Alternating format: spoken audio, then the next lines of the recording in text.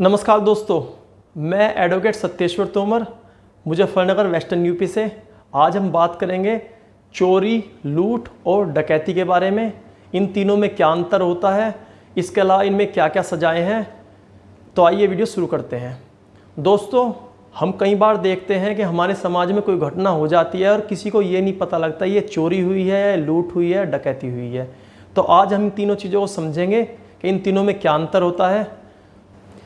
कोई व्यक्ति किसी व्यक्ति के कब्जे से उसकी मर्जी के बिना बेईमानी के इरादे से कोई मूवेबल प्रॉपर्टी हटाता है तो वह चोरी करता है।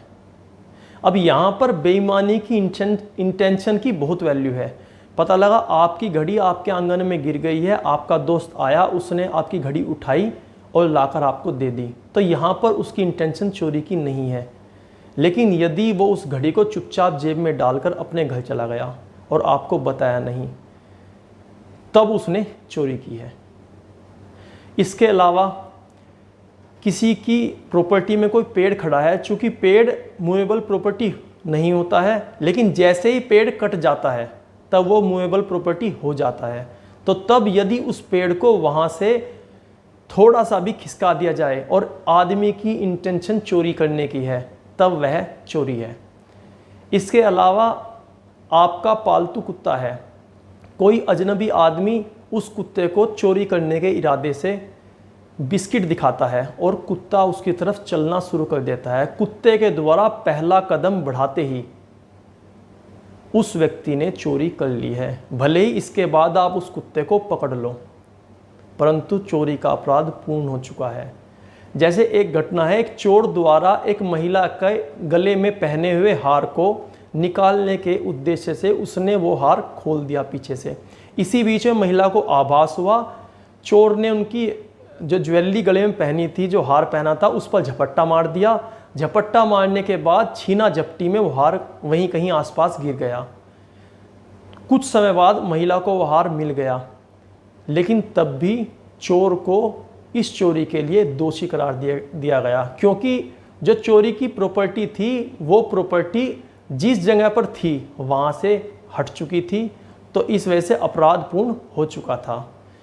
चोरी के अपराध के लिए वस्तु का लेश मात्र ही खिसक जाना चोरी कहलाता है। कई बार ऐसा होता है, जैसे अभी मैं बताता हूँ, एक प्यारे लाल का केस है, बहुत फेमस केस लो है। प्यारे लाल सरकारी ऑफिस में कर्मचारी था। उसने सरकारी फाइल एक आदमी को 2 दिन के लिए दे दी। उस आदमी ने 2 दिन बाद फाइल वापस लाकर प्यारे लाल को दे दी, परंतु फिर भी प्यारे लाल को दोषी करार दिया गया क्योंकि उसने चोरी की थी। इसके अलावा एक पायलट का केस है। एक पायलट अपना विमान बिना अपने उच्च अधिकारियों की अनुमति के लेकर उड़ जाता है और उड़ान पूरी करने के बाद वापस लाकर वहीं खड़ा कर देता है। फिर भी यह चोरी है, क्योंकि आपने जिसको उस प्रॉपर्टी की अथॉरिटी थी उसकी मर्जी के बिना उस संपत्ति को वहां से अलग हटाया है। एक आदमी ने दूसरे आदमी को कुछ धन ऋण के रूप में दिया है। अब दूसरा आदमी उस ऋण को नहीं चुका पा रहा है। पहला व्यक्ति आता है और उसकी कोई संपत्ति उठा कर ले जाता है और कहता है कि जब कभी मेरे पैसे दे दोगे तब अपनी संपत्ति ले लेना। यहाँ पहले व्यक्ति ने चोरी की है। इसके अलावा आप ऑफिस में काम करते हैं, आपकी घड़ी ऑफिस में कहीं रह जाती है, आपका सहकर्मी उस घड़ी को देख लेता है और वो उठा के अपने पास रख लेता है।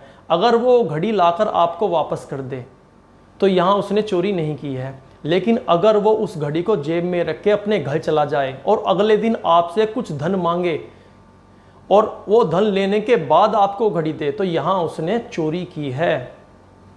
बिजली चल संपत्ति नहीं मानी गई आईपीसी में, तो इस कारण कई लोग बिजली चोरी करते हैं तो उनके विरुद्ध आईपीसी में मुकदमा नहीं हो सकता। बिजली चोरी करने पर इलेक्ट्रिसिटी एक्ट का मुकदमा होगा, परंतु आईपीसी में 379 आईपीसी का मुकदमा नहीं हो सकता। परंतु जो घर में चलने वाली गैस होती है, जो कुकिंग गैस हम यूज़ करते हैं, अगर उस पाइप से आप गैस चोरी करते हैं, मीटर से पहले आपने कहीं उसमें कट लगा लिया है और आप गैस चोरी कर रहे हैं, तो यहाँ पर चोरी का मुकदमा हो सकता है, क्योंकि आईपीसी में कुकिंग गैस को चल संपत्ति माना गया है। क्या कोई आदमी अपनी ही संपत्ति की चोरी के आरोप में जेल जा सकता है? हाँ, यदि उस व्यक्ति की ज़मीन पर कोई फसल खड़ी है और उस फसल को कोर्ट ने 145 सीआरपीसी में अपने कब्जे में ले लिया है और वह व्यक्ति उस फसल को काट कर घर ले आता है, तो यहाँ पर उसने चोरी की है।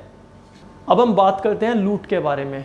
अगर इसी चोरी में आपको डराकर आपके सामने आपकी संपत्ति छीन ली जाए, अब वो डर कैसा हो, आपको मारने का डर दिया जाए, आपको किसी इंजरी का डर दिया जाए, या किसी और तरह का डर दिया जाए, या आपको ज़बरदस्ती रोक लिया जाए, तो तब यहाँ पर लूट है। इस बात को आसान शब्दों में आप ऐसे समझ सकते हैं, मेरे कोट की जेब में लगा हुआ पेन कोई आदमी चुपके से चुरा ले जाता है जिसका मुझे पता ही नहीं लगता, तब यहाँ पर चोरी है। परंतु मेरे सामने कोई आदमी रिवॉल्वर लेकर खड़ा है और मुझे कहता है अपना पेन निकाल कर दे, या ज़बरदस्ती मेरा पेन मेरी मर्जी के बिना निकाल रहा है, तब उस रिवॉल्वर के डर से या उस मौत के डर से मैं उस आदमी को रोक नहीं पा रहा हूं, तो तब यहाँ पर लूट है। चोरी करने के लिए या लूट करने के लिए एक आदमी भी चोरी या लूट कर सकता है, एक से अधिक भी कर सकते हैं, परंतु लूट मैक्सिमम 4 आदमी कर सकते हैं। अगर 4 आदमी से ज़्यादा आदमी लूट कर रहे हैं तो तब वो डकैती है। अगर लूट सूर्यास्त के बाद और सूर्योदय से पहले किसी राजमार्ग पे की जा रही है तो उसके लिए 14 साल की सज़ा का प्रोविज़न है। सिंपल लूट के लिए 10 साल की सज़ा का प्रोविज़न है।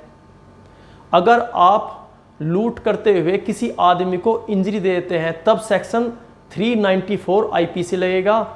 इसमें 10 साल से लेकर आजीवन कारावास तक की सज़ा का प्रोविज़न है। डकैती में 10 साल की सज़ा से लेकर आजीवन कारावास तक का प्रोविज़न है, प्लस जुर्माना भी होगा। और यदि डकैती के दौरान किसी पीड़ित व्यक्ति की हत्या हो जाती है तब वहाँ पर सेक्शन 396 आईपीसी लगेगा और उसमें मृत्यु दंड तक का प्रोविज़न है।